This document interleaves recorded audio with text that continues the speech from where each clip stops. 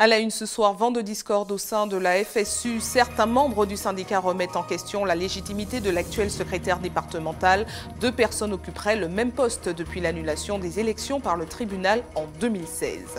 La maternité de la clinique Sainte-Marie fermée sur décision de l'ARS. De nombreux manquements ont été constatés au sein de la structure. Les dirigeants de l'établissement ont 6 mois pour effectuer des travaux de mise aux normes. Les répétitions du défilé du 14 juillet s'intensifient. Les forces armées et services de l'État aux Antilles seront mises à l'honneur cette année sur les Champs-Élysées. Un hommage pour leur dévouement lors du passage de l'ouragan Irma. Enfin, l'opération Grandes Vacances au musée est de retour. Une occasion pour les Martiniquais de se cultiver à moindre frais. La directrice des sites et domaines de la CTM, Lynn Rosebeuse, sera notre invitée pour nous présenter la programmation 2018. Bonsoir à tous, heureuse de vous retrouver dans cette édition que vous pouvez suivre en direct sur Facebook. Nous commençons tout de suite avec du social, mais un conflit au sein même d'un syndicat. Plusieurs membres de la FSU remettent en cause la légitimité de leur gouvernance. Un jugement de 2016 avait annulé l'élection de l'actuel secrétaire départemental et depuis, ce sont 2 personnes qui assurent la fonction. Voyez ce reportage de Sandrine Claude. Qui est aujourd'hui à la tête de la FSU? Entre anciens et actuels dirigeants, la question divise. Aux dernières élections en 2016, Serge Baclé et Régine Bellé sont élus co-secrétaires de la fédération.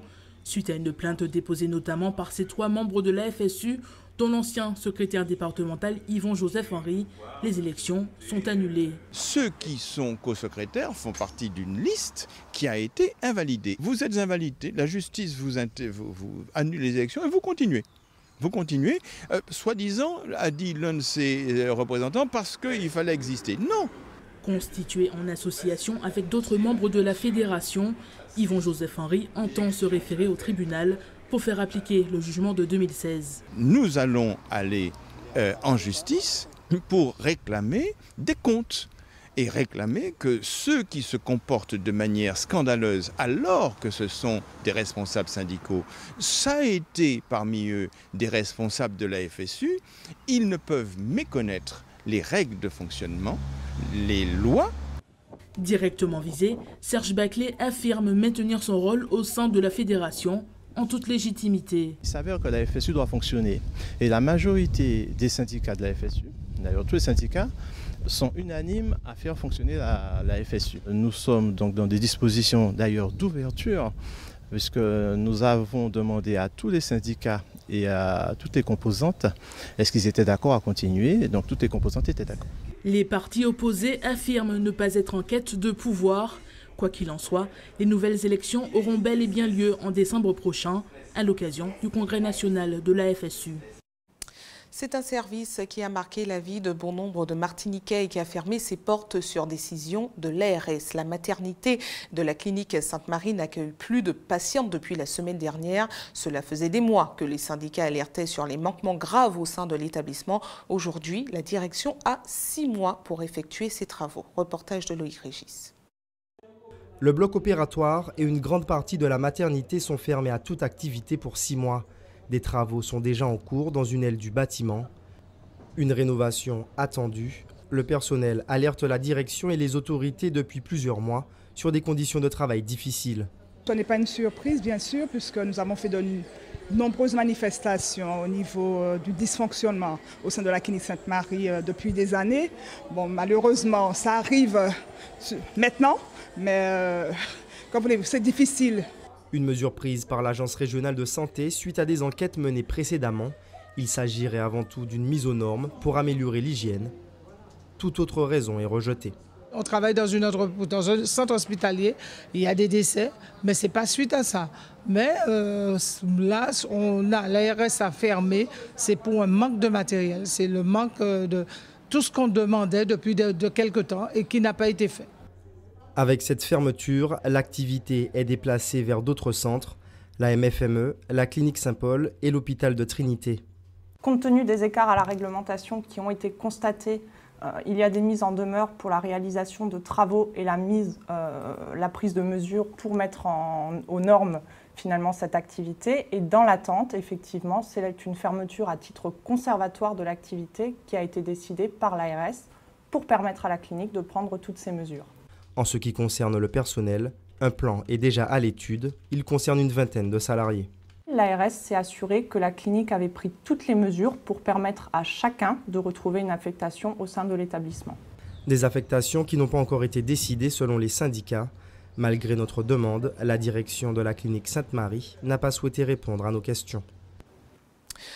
Si vous avez emprunté la rocade ou la RN5 en direction du sud ce midi, vous avez certainement été coincé dans un énorme embouteillage. En cause, un convoi exceptionnel qui a perdu son chargement sur la chaussée dans le sens Lamentin-du-Cos. Des plaques de métal se sont retrouvées sur la chaussée, obligeant les automobilistes à se déplacer sur une seule voie. La circulation a lourdement été perturbée une bonne partie de la journée.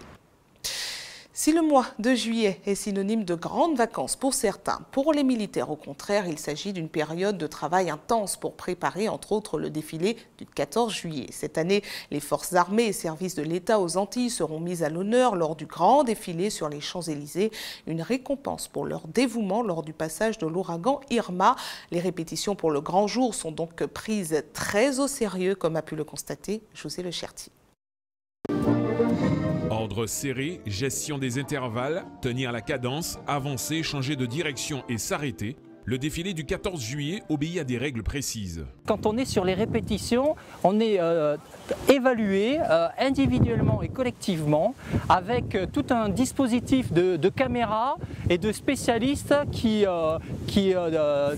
épluchent chaque mouvement et chaque personne se retrouve attribuée avec un code et on lui fait les remarques en direct et après il y a du débriefing en vidéo. Donc c'est particulièrement surveillé de façon à ce que le jour J, le rendu soit le mieux possible. On lève les bras, on lève les mentons. Le sergent Naïma sait parfaitement ce qu'elle doit faire, mais avant le grand défilé du 14 juillet, une ultime séance l'attend. Des répétitions tous les jours, du matin au soir, où on devra être assidu, rigoureux. Sur les pas, le balancement des bras, le hochement de la tête et bomber le torse. Il y aura des codes couleurs, donc on va nous expliquer arrivé là-bas quelles seront les couleurs dont on devra suivre. Pour l'adjudant Grégory, c'est la consécration. C'est une grande fierté là, de participer au défilé du 14 juillet à Paris pour le 33e RIMA. C'est mon deuxième défilé sur les Champs-Élysées. Et c'est toujours aussi plaisant de participer au défilé. Cette année, le défilé du 14 juillet mettra à l'honneur ces hommes et femmes qui se sont engagés à la suite du passage de l'ouragan Irma à Saint-Martin et Saint-Barthélemy. Direction la Guyane avec le centre hospitalier de Cayenne qui a fonctionné pour la première fois sans ses 17 médecins urgentistes. Pour rappel, les professionnels de santé ont mis leurs menaces à exécution. Hier, ils ont tous démissionné pour dénoncer leurs mauvaises conditions de travail. Voyez ce reportage de Pierre Tréfou. Aujourd'hui, ils étaient 3 médecins à assurer le service des urgences de l'hôpital de Cayenne.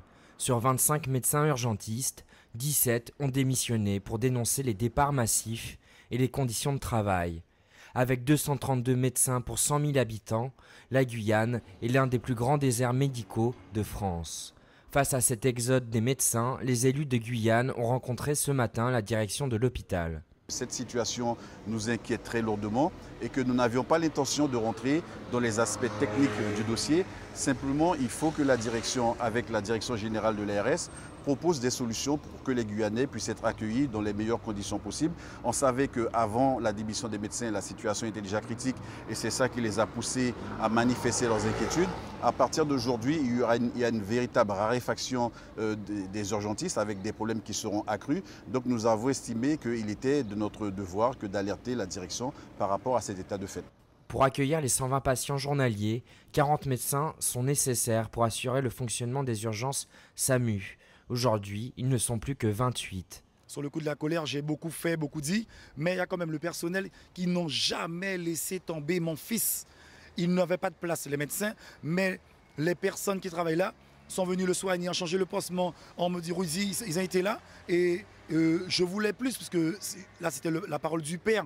Mais quand je vois l'état de l'hôpital, comment ça se passe, il faut vraiment sauver cet hôpital. Une rencontre a eu lieu cet après-midi entre la direction de l'Agence régionale de la santé et l'hôpital et une délégation des médecins démissionnaires pour trouver une solution. Après de vives tensions lors de la réunion, la CME a décidé de faire re-signer les urgentistes démissionnaires pour 2 mois. Parlons maintenant de cet échange culturel entre la Martinique et la Hongrie qui se concrétise. 6 jeunes de notre île partiront du 7 au 16 juillet prochain en Europe centrale pour découvrir une nouvelle culture et présenter la leur. Un dispositif qui rentre dans le programme Erasmus et qui a pour objectif de combler les inégalités et de promouvoir la mobilité internationale. Voyez les précisions recueillies par José Le Cherti. On a été contacté par Mme Émilie Albert qui nous a parlé un petit peu de l'action du programme Erasmus où il y a des propositions de voyage. Et on a trouvé que ça serait intéressant que des jeunes de la mission locale puissent participer à cette action, puissent bénéficier de cette opportunité de voyager, de voir un petit peu l'extérieur. Ce n'est pas par rapport à leurs études, mais ça va leur permettre de grandir en maturité, ça va leur permettre de pouvoir s'exprimer en public, ça va leur permettre aussi de connaître leur identité et de présenter un petit peu la culture martiniquaise à d'autres groupes de jeunes, de d'autres cultures. Et ça va leur permettre nécessairement de grandir en maturité, de pouvoir s'insérer professionnellement. Je prépare mon entrée en prépa d'infirmière. Donc je pense que c'est bien. Pourquoi? Parce que c'est du bénévolat un peu. Nous, on attend de ce voyage quelque chose de vraiment exceptionnel parce que c'est un voyage interculturel. Donc on va voir différentes nationalités comme la Turquie, on sera avec des Espagnols. Donc nous, petite île de la Caraïbe, ce sera super vraiment d'exporter ce qu'on a à montrer dans un pays complètement inconnu pour nous. Ce voyage oui, me permettra de pouvoir découvrir un nouveau pays car je souhaiterais m'installer dans un autre pays que la Martinique pour pouvoir faire découvrir notre culture et découvrir une autre. Et justement pouvoir par la suite représenter la Martinique, même à des milliers de kilomètres.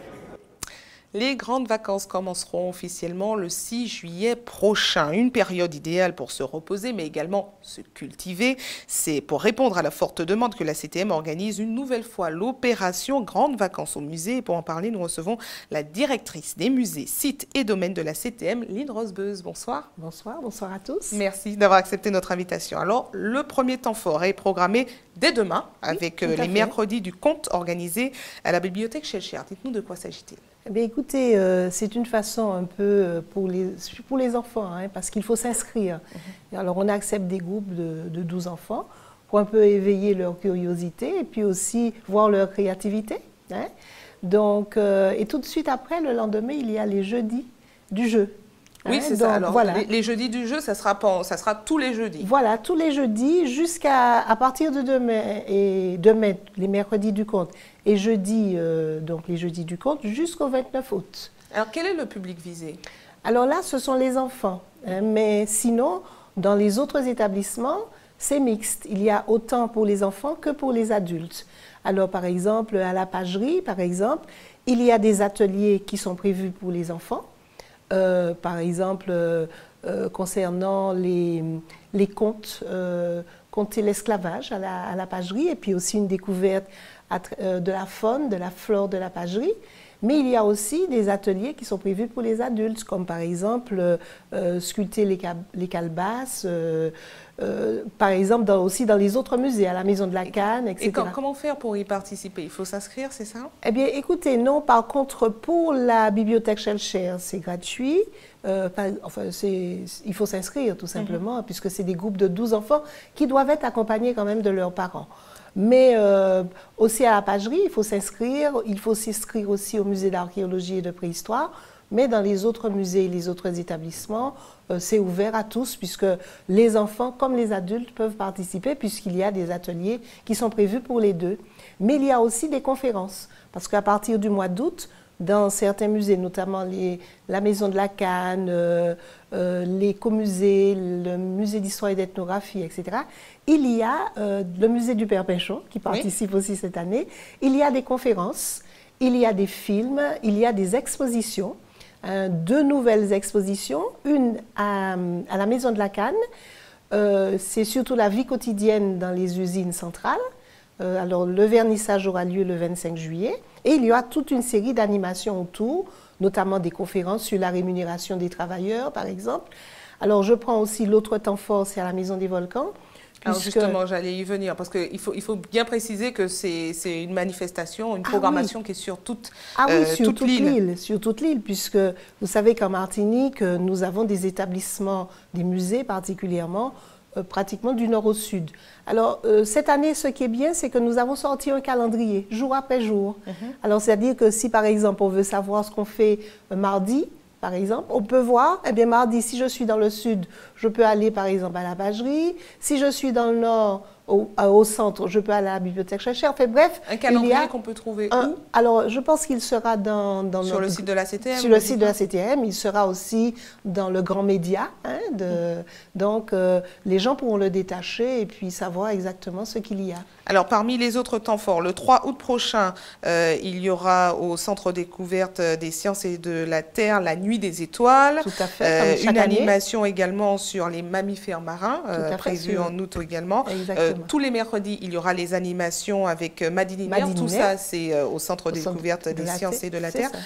Bon, alors, ce n'est pas une première édition. Est-ce que ce sont des animations qui attirent beaucoup de monde? Ah oui, effectivement. Ce qui est bien, c'est que les gens peuvent venir pour une somme modique, ils peuvent venir en famille. Donc, nous avons des habitués et nous avons surtout beaucoup de personnes qui vivent en France et qui sont en vacances et qui, justement, sont très attirées par ces différentes activités. Surtout qu'il y a des fois des sujets, par exemple, on va aborder les sargasses. Le 22 août, au musée du Père Pinchon, il y aura une conférence donc, sur les sargasses. Il y aura aussi une conférence très intéressante le 16 août à la Maison des Volcans, puisque va se déplacer le président de l'Association européenne des volcans. Donc, on va évoquer non seulement nos propres volcans, mais aussi les volcans de la Caraïbe certains sont très dangereux, puisqu'on a beaucoup parlé cette année du Kimkemjeni, et puis on a la poudrière de la Dominique qui est juste à côté. Donc voilà, donc les gens pourront avoir autant des activités ludiques que vraiment des activités de réflexion et puis de savoir. Parce que là aussi, ils vont pouvoir apprendre énormément de choses. Très bien, merci à vous d'avoir fait le point avec nous sur ces 2 mois d'animation. Tout à fait. Les grandes vacances au musée. Et puis, pour avoir tout le détail du calendrier, il suffit de se rendre sur le site de la CTM. Merci voilà. À vous d'avoir répondu à nos questions. Culture toujours avec l'espace Camille Darcière qui propose au public une exposition réalisée par les stagiaires du CERMAC. Des œuvres à découvrir jusqu'au 20 juillet prochain qui présente les travaux d'art plastique des élèves de première à 4e année. Loïc Régis vous présente ce qui vous y attend. Regardez.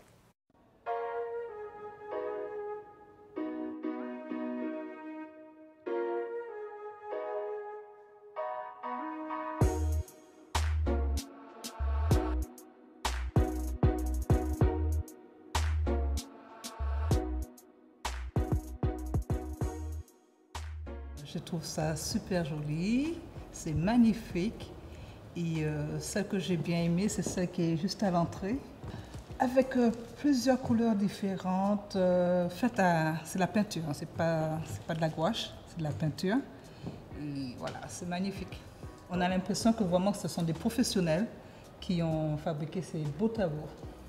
Juste celle qui est à côté de moi, avec la dame avec l'habit les pièces de monnaie. Je trouve ça vraiment très très incroyable comme alliance entre les couleurs et la matière. Je trouve ça très très beau.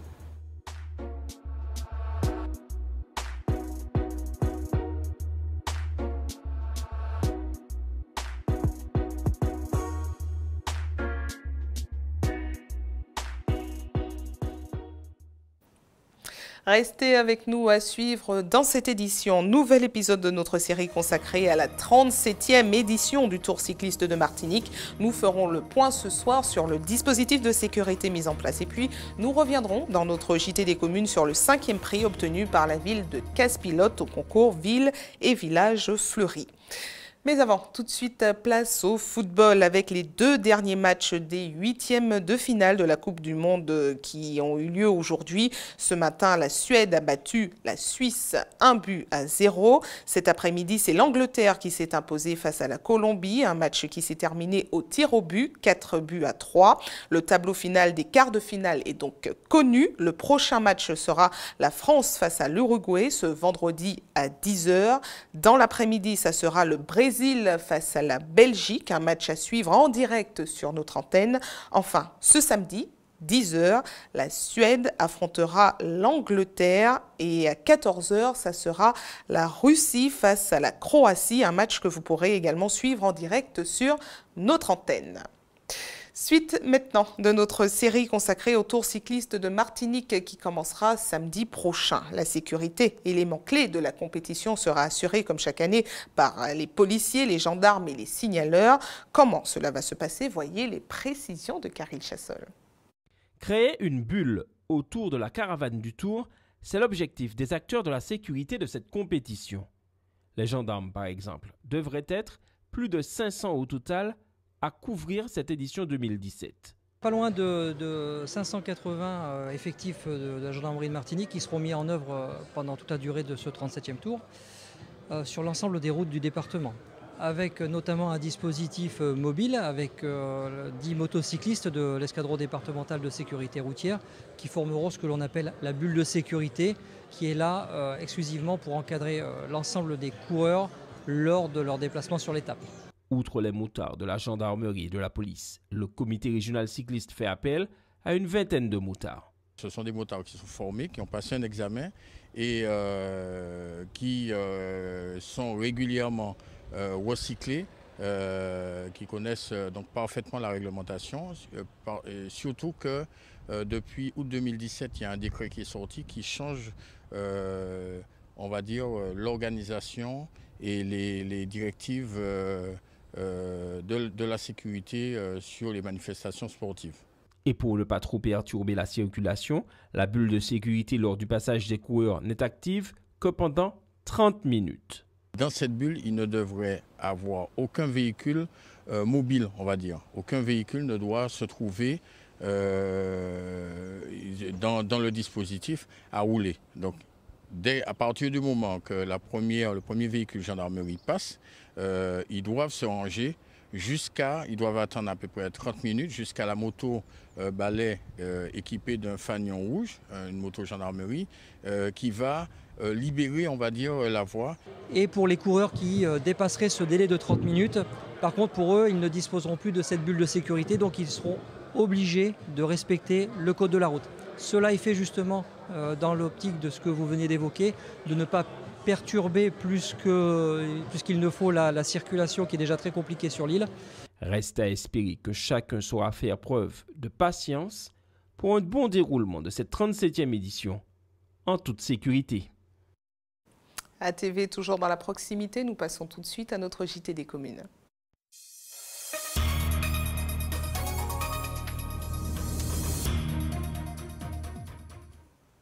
Un JT des communes qui vous emmène ce soir à Casse-Pilote et qui a obtenu cette année le 5e prix au concours Villes et Villages Fleuris.